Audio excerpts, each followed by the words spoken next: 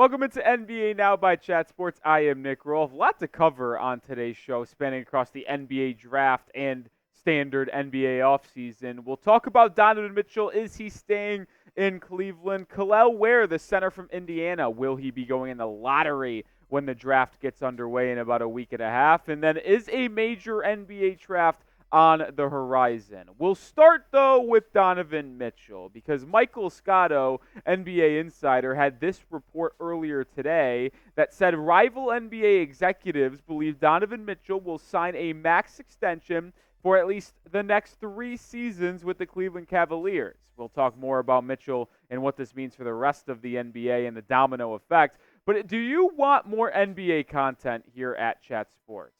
Well, show me and hit that thumbs up button.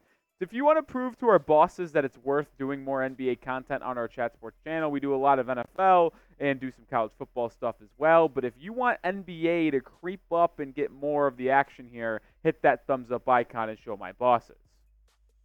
Donovan Mitchell is eligible for an extension around July 7th. So that is the date that we'll have to keep in mind. He can sign a 4-year, $208 million extension. Now, as you heard from Scotto, he said at least 3 seasons. Maybe D. Mitch doesn't want to do the full 4 that he is eligible for due to his eligibilities of Supermax, where it could be that 4 for 208. Maybe he wants to just do a 3-year, but we'll have to see, and he is eligible to sign it starting July 7th. And all eyes are on Donovan Mitchell this entire NBA offseason. He is the number one guy that experts and insiders believe could be dealt if he does not sign that extension. It is all on the extension, though, because if he signs, well, then we have a mute point here. Maybe Garland becomes available. Like the domino effect of Mitchell not signing an extension and signing an extension are massive because it affects everybody around the NBA, like teams like Brooklyn, Houston, Miami, who have had potential aspirations of acquiring Donovan Mitchell. And why wouldn't you, right? He's one of the best 3-level scorers in the entire NBA. He's just consistently been that throughout his entire NBA career when he started with the Utah Jazz. And he's been an excellent playoff performer for the most part as well. Still young, 27 years old. Suitors would be lining up to try to acquire Donovan Mitchell via trade. And if he does become available, it will headline most of our NBA offseason talk. But if he signs a long-term extension, a lot of teams are going to have to go elsewhere. A lot rides, though, on the head coaching search of the Cleveland Cavaliers. The 2 main head coaching searches going on right now, the Cavaliers and the Los Angeles Lakers. Well, the Cavs head coaching search kind of seems to be coming near a close, at least, because every single indication from NBA insiders and beat reporters suggests that James Borrego and Kenny Atkinson are the 2 frontrunners for the job, and I honestly would not be shocked if one of the 2 signs and makes it official with Cleveland in the next couple days before Father's Day on Sunday, because they, and I say they, whatever coach it ends up being, needs to get into the building. They need to present the plan of moving forward to Donovan Mitchell so he can either sign an extension or not, and they have to get in the building to start prepping for the NBA draft on who the coach would prefer the Cavaliers select, as they have the pick that number 20 in the first round. So all eyes are on who they sign, and I expect it to come quickly, and then that will turn into, well, does that head coach get Donovan Mitchell to stay long-term with the Cleveland Cavaliers? Your turn to vote for me down below. Will Donovan Mitchell stay in Cleveland? If you think he's signing long-term, type S. If you think he leaves, type L. Let's transition more into the NBA draft world now, and we'll focus on one prospect in the name of Kel'el Ware, the center from Indiana, who started his collegiate career at Oregon before transferring his sophomore year to the Hoosiers, and he was phenomenal for him last season. But there's a lot of buzz that he could go in the top 14, which is considered the NBA lottery. It started from James Wasserman, the Bleacher Report draft analyst, saying that an impressive pro day of shooting has had teams buzzing around Kel'el Ware. Sources say he's generating realistic consideration in the late lottery. And I'm not shocked by this at all, really, because Ware has the physical tools, the length, the athleticism to be a modern stretch NBA center, and his numbers at Indiana back it up. 16 points a game, 10 rebounds a game, good shot blocker, but he's also patient on the defensive side of the floor. What does that mean, you might ask? Well, he doesn't bite for every pump fake searching for highlight blocks. He stays down on his feet, is competitive, does not commit a lot of fouls, but has the arm length and quick twitchy ability to then go up and get a block if need be when the shooter finally gets into his motion. Another part that people like about Kel'el Ware, well, he shot 41% from three last season. Low volume, only about 1.3 attempts a game, but the jump shot form is there, and the ceiling to be a stretch NBA center makes a lot of sense. I'm extremely bullish on Kel'el Ware's ceiling. I think he could be one of the better stretch fives in the NBA, and at this point in the association, it feels like if you want to compete, you need size that is versatile and can space the floor. Look at Kristaps Porzingis, Nikola Jokic, Karl-Anthony Towns. Some of these top big men are spacing the floor but can protect the rim as well. I think Kel'el Ware projects as someone who can do that. My pro comp on Kel'el Ware coming up in just a bit, but we will be live for the NBA draft 2 nights, June 26th and June 27th, as they split up the first and second round. I'll be live here on the channel, so make sure you are subscribed and join us as we are going to have the best NBA draft coverage leading up to the big night in about 2 weeks.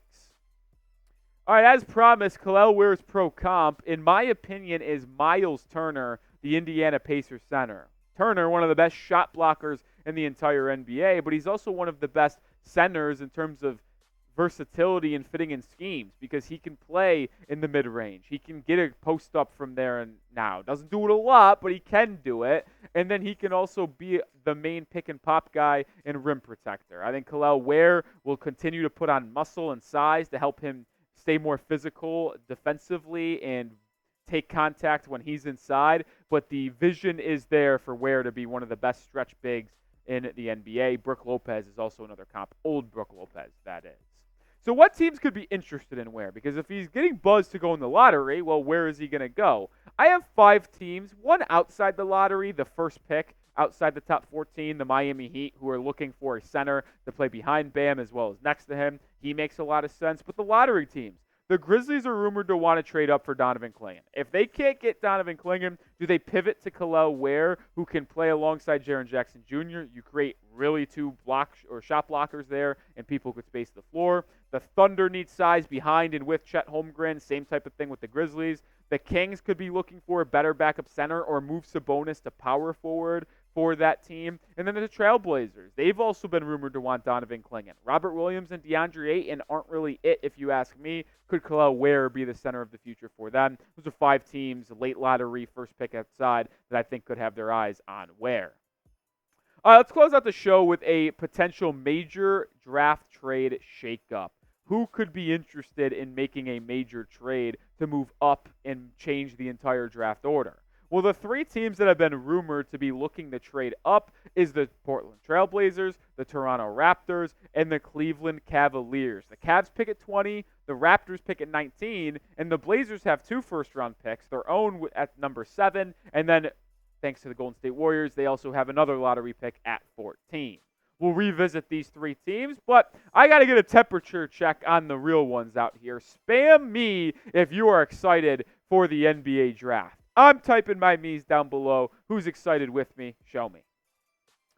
All right, you might be asking where those rumors came from about potentially having trade-ups in the draft. Well, it came from Kevin O'Connor of The Ringer, who was on his NBA Draft podcast and had this to say surrounding some trade rumors. He said, when naming those 3 teams, I've heard those 3 teams specifically are trying to move either into the lottery or the top 10. So I thought it would be a fun experiment to come up here and give my opinion on what those 3 teams could do if they did trade up. We'll start with Portland, who has picks 7 and 14. I think they like Donovan Clingan. They want a rim-protecting center to pair up with their guard rotation of Anthony Simons, Shaedon Sharpe, Scoot Henderson, and help Jeremy Grant as well. So if they feel they cannot get Clingan at 7, and he's for sure going up and going to be in the top 3 or 4, which it seems like he may be, I could easily see them packaging 7 and 14 to get up to in the top 3 to secure Donovan Clingan to Portland. That is probably the most likely outcome if the Blazers were trying to move up. But there's also been buzz out there that they could try to trade 14 to get into the top 10 and have 2 top 10 picks. How about Toronto? They have a lot of team needs. They can use more size alongside Jakob Poeltl. They can use some wings as well to Grady Dick, R.J. Barrett. And then they could also use some guards. Like Emmanuel Quickley is cool, but like, is he really your only guard? Gary Trent Jr. is not probably in the long-term fit plans of Toronto either. The player I could see them making a splash for, this would happen on draft night, but if Nikola Topic, who I have as my second player on my NBA big board, if he continues to fall due to his partially torn ACL and he's there at pick 8, pick 9, could Toronto strike and move from 19 into the top 10 to try to secure Topic, who can be patient with, let him recover from injury, and potentially be a high upside pick for Toronto to pair alongside Grady Dick, Jakob Poeltl, and some of their other key players like Scotty Barnes. Cleveland Cavaliers will be the last team we talk about here. I imagine they are trying to add size. It is heavily rumored they're going to move on from Jarrett Allen this offseason, regardless if they keep Donovan Mitchell or not. So if they want to move off of Allen and make a trade, could they package Allen and maybe a draft pick at 20 to move up to draft his replacement and size? Move Mobley to the center and have whoever they take start as a backup and then I'll eventually play alongside him. Also be much cheaper than Jarrett Allen's contract. They could be one of the teams that likes Kel'el Ware and want to trade up in the lottery, get the Indiana center. Or maybe they try to make a major trade up, package Jarrett Allen and pick 20 to get inside the top 6 or 7, see if that can happen, and then they draft Donovan Mitchell, the center from UConn. I imagine if the Cavs traded up to try to get in the lottery, it would be to try to get some size to add to that front court.